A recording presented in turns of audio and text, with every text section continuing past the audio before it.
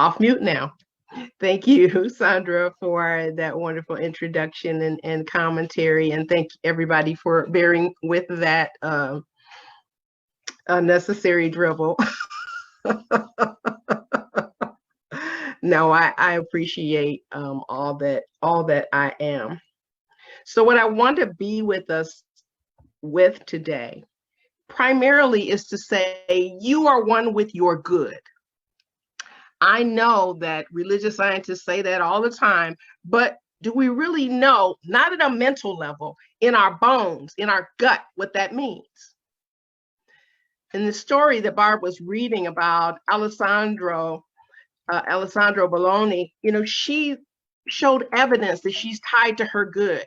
Even though she had to leave Carnegie Hall to have emergency surgery, what occurred with her visit from the Divine Mother led to so much growth and connectedness that she's been able to bless people around the world with her gifts. She went on to different parts of the world to share not only her artistic talents, but to bring light and to bring the energy of the divine with her wherever she went. And so what I know is that her good included nature. It included the turtles. And in fact, Barb said she saw the stream water birds, but she actually was the sheer water bird in her dream.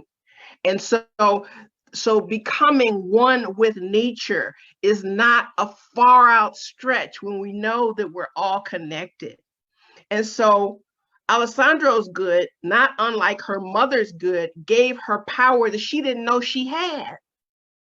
We have a slide here, and Dorothea, if you would bring up that first slide, I'd be appreciative of that. You are to find the roots of your life in pure spirit. Lose your sense of being separated from your good, and you will find that you are united with it. That's from this thing called You by Ernest Holmes. Now, your value is not tied to the effects that occur. I'm going to say that again. Your value is not tied to the effects that occur. Oh, Lord. I've had this lesson over and over and over again. And each time, I think I have finally learned it until I get caught up again. But now this time is going to be the time. I'm not going to forget. The difference is now that I recognize when I'm sliding down that slippery slope, I feel myself sliding. I say, stop. So when someone does something crazy in the news, and I feel like I have to amplify how crazy this person is, I have to say, okay, no, is that loving? That's not loving. And so, but the deal is, we are all tied to the magnificence of God. You're tied to the magnificence of God. And the things that Alessandra was able to do was to really know that God is in everything. And so we are tied to Divine Mother, all of us, not just her. We're tied to the magnificence of God. Whatever gender you want to give it, it can't be limited to any one gender. So I may say he, I may say she sometimes. But the things that Divine Mother has been able to do in the last few decades have been transformative. Now imagine having the opening to the energetic power of the I am and continuing to welcome that. How would that feel? I can tell you it feels great. A Course in Miracles tells us, I am not the victim of the world I see. Hallelujah. Ooh, when I thought I was, it minimized me. That's not God's intention. God's intention is to maximize me, to maximize you. Say it with me. God's intention is to maximize me. I don't care if we're on Zoom. Say it with me. God's intention is to maximize me. I don't care what those people told you when you listened to them as if they were speaking the gospel about your life. You are magnificent. God is the authority of your life. You do not need to listen to the lies, but you do need to affirm your truth. So I shared that story because it was handy, because I had been asked to do a talk on the Black Madonna. And so this was a non-CSL center, and they started doing this whole thing on Divine Mother, and she mentioned the Black Madonna. And I thought to myself, wow, I would like to do that talk. And like, she called me like hours later and asked me if I would do the talk on the Black Madonna. I said, see, I knew that was mine. Unless she's a mind reader, she must be hooked into the divine mind too. So I no longer look at talks like chores. Sometimes you get intimidated, oh, whatever. But, I now look at them as learning opportunities. Teacher that I am, I dare not go anywhere without offering information that is both correct and authentic. So I get to bless myself in the process. Hallelujah. That's very cool, right? You don't have to answer that. I already know it's cool. And now, that's another thing that I noticed just a few days ago. I took Brene Brown's Wholehearted Inventory, and I discovered that my answers would have been different a year ago. I was less empowered, less confident, and more dependent on other people's views about me. I can't tell you how thrilling that was, that I saw myself whole. That doesn't mean that I don't have more work to do. It just means that I have freed myself up. I had been tethered to my insecurities. Do you know what that means? Progress. I choose not to return to who she was. Oh my God, no. And when you're pitiful, you don't even know that you're pitiful, that you're full of pity for yourself. Now, I'm not trying to talk down on myself, but here's what I do know. Magnificence of spirit is in me. And I'm inviting all of us into this declaration of independence. This has nothing to do with what people wrote centuries ago. This has to do with your independence. This has to do with my independence. I'm no longer tied to a lesser version of myself. And when I can be here now without any relationship to the past, except that it is my past, it actually looks like I can release any identification with being a victim. That's what Simone Biles did. And that poem, Invictus, came to mind. I am the master of my fate. I am the captain of my soul. She said, I don't care what you think. I'm not willing to be held captive to your dreams when my well-being is at stake here. I choose not to be a victim. That's what makes her a winner. I can embrace my victory too. You can embrace your victory too. And so when I take responsibility for my own mental health, my own well-being, my peace, my joy, I'm tuned in to divine essence, right?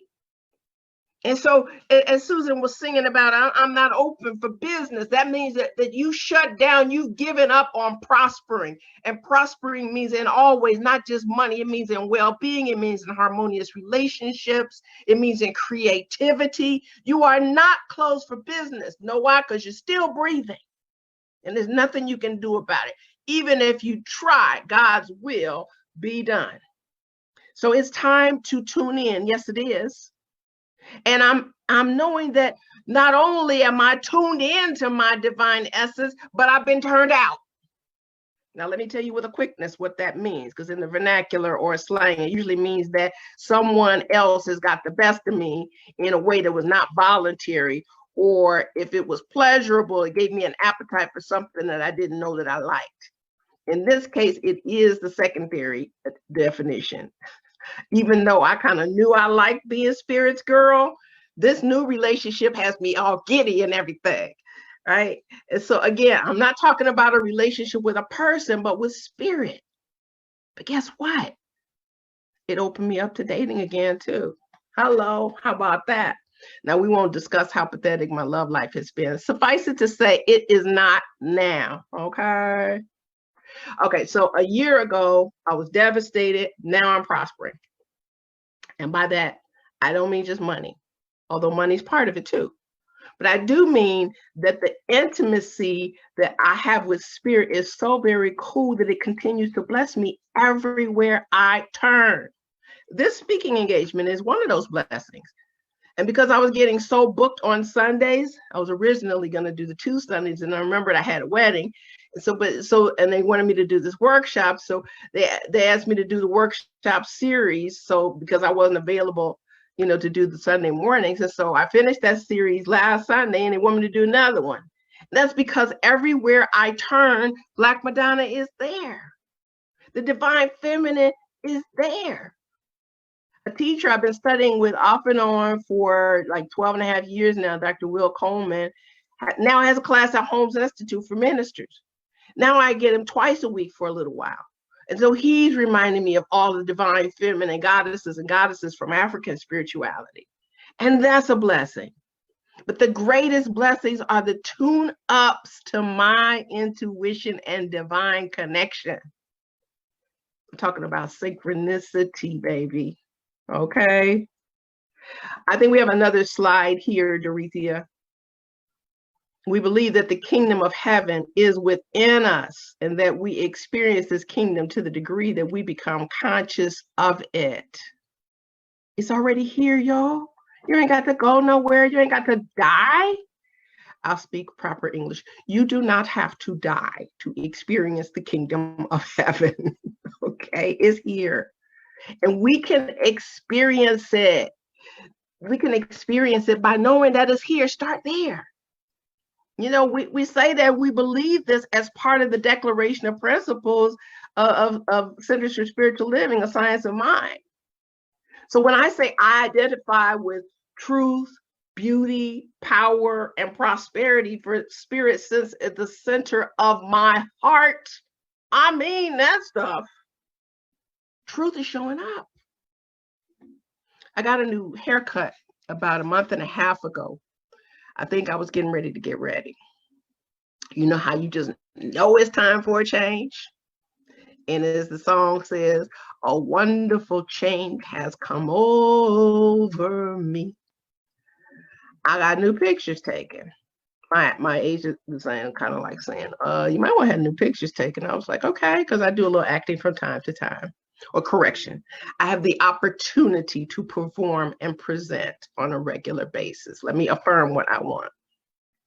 So I got a request for a self-tape about 4 days ago from a very prominent theater, and whether or not I get it, and I will, I got a quality script to read. That wasn't happening often.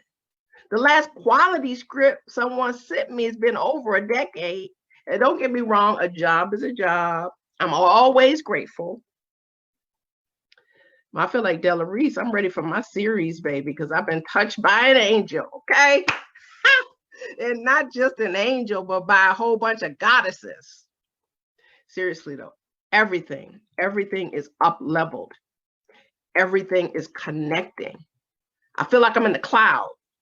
We're always talking about this cloud computing we've been in, like for I don't know, for the last 15 or so years, maybe 20.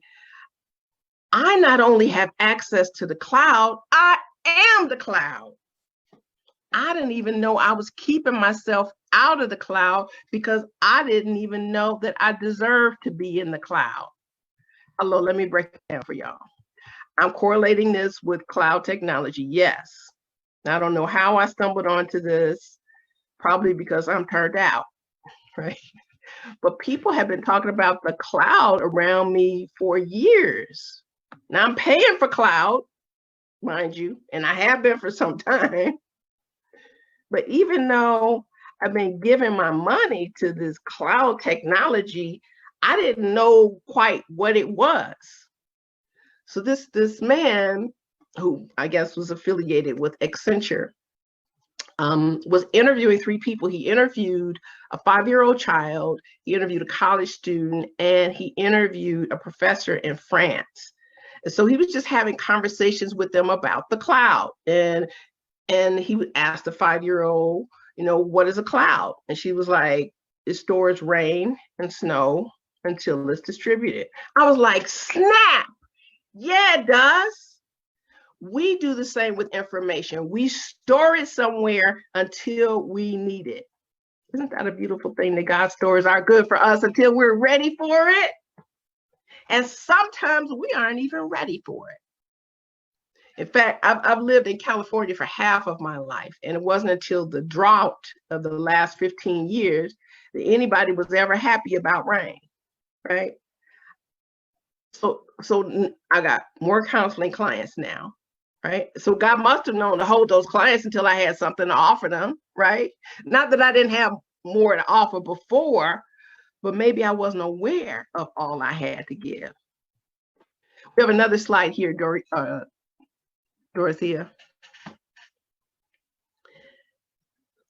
We're going to turn it up. I just love seeing these little boys, right?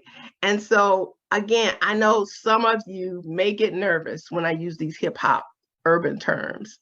But when I say turn it up, I do not mean get high, get drunk, tell nonsense stories, or be promiscuous.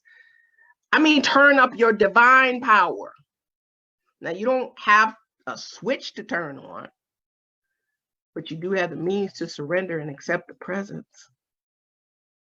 Each time I commit deeper to the presence of Spirit, Divine Mother, Divine Father, my Christ consciousness, my Buddha nature, my Atman presence, my Shekinah, the answer is always yes. Are you starting to get it now? My good has been turned up because I've been turned out. I am rooted in spirit, and my mind is the instrument through which the creative intelligence of the universe seeks fulfillment. My mind is not the source. People get confused. They say science of mind, science of mind. The mind is an instrument. It catches what spirit has got holding for us. It's the good that is waiting for my mind to be able to grasp it. Say, what? Right? Look here. So the dude who was interviewing the kid was from an Accenture. Go ahead and give Accenture a nod. They did me a solid. So he asked the kid, what do you know about a rubber band? And the kid says, it's like it can have the same size or it can expand. He said, that's the same thing with the cloud, right? It can stay the same size or it can expand. That's why I pay for the cloud, so I can have room for more data. God knows we can't keep all this information in our thick brains.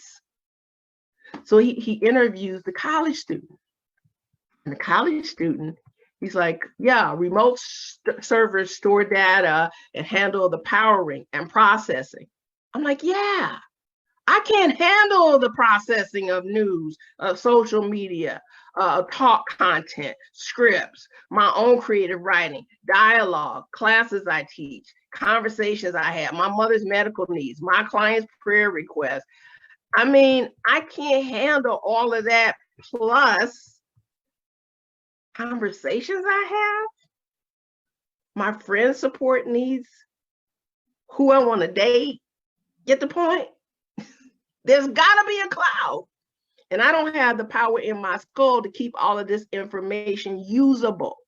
Somebody's got to make decisions about this data. And it has to be autonomous. It maps and tracks data. It's aware of surrounding content. It takes information from multiple beings. It can make decisions in an instant. I can't do that. I'm a Libra. Are you kidding me? Well, on this hand, but then on the other hand, but God can. You see where I'm going with this? God is the cloud, man. God is the cloud. Okay, I'm not crazy. This is an analogy. So do talk to the guy who was a professor in France, right? And the professor's like, yes, power can make decisions very fast. It's power that can make decisions very fast. With AI, artificial intelligence, you need algorithms to access the information. What do businesses all want now? artificial intelligence, because they can't handle all the data. They don't have the power to process it. And there's nothing artificial about artificial intelligence. So here's the deal. The physicality of it, of course, is artificial, but that's the same with you and me. So we're not our bodies. We are free. We are as God created us. That's what the Course in Miracles also tells us. I'm not my body. I am not a body. I am free. I am as God created me. And so this AI, these algorithms, sorry to get geeky on you, just trying to make a point to everybody. Everybody processes information differently. So these algorithms are connecting the physical, the digital, and the biological world. Somebody had to get the data about the vaccines and be able to have a global conversation about it. Hello? Because we weren't listening to God long enough to hear it for ourselves. We needed all of these autonomous beings around the world to see the patterns in order to share it and keep us alive. It was done digitally.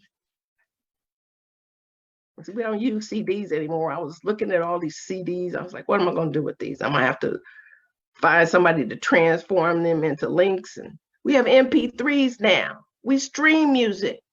We don't have DVDs watching movies. We have Netflix. Shout out to Netflix because we can stream, right? The stuff filling up our landfills are obsolete. You heard in the story about Alessandra talking about the earth crying out, right? So now all we have to do is replace plastics, pesticides, and pollution, and we might actually have a sustainable future as human beings. If not, we're still going to have to listen to God long enough to transcend our lower level demands and turn up our consciousness. And the last slide is here, Dorothea. We're called to a higher state of consciousness and action. Once you get the hit, take action on it. We are not static beings. Come on now. We're made out of the image and likeness of an omni-active presence, God. Consciousness requires action. It does not mean get busy. It means follow the divine guidance. We got busy down. We could be busy all day long. We could tell everybody we know how busy we are. But what about being busy following the divine guidance to your greatest good? How about that? See, even in the darkest hour, we can lean into divine presence. And it will reveal to us what we need to know about our life's unfoldment. We don't need to shrink back, as perhaps has been our habit. There's an evolution for humanity that's occurring now. It may have been prompted by pain, but now we can be pulled by the vision. Get turned out and turn it up. Namaste.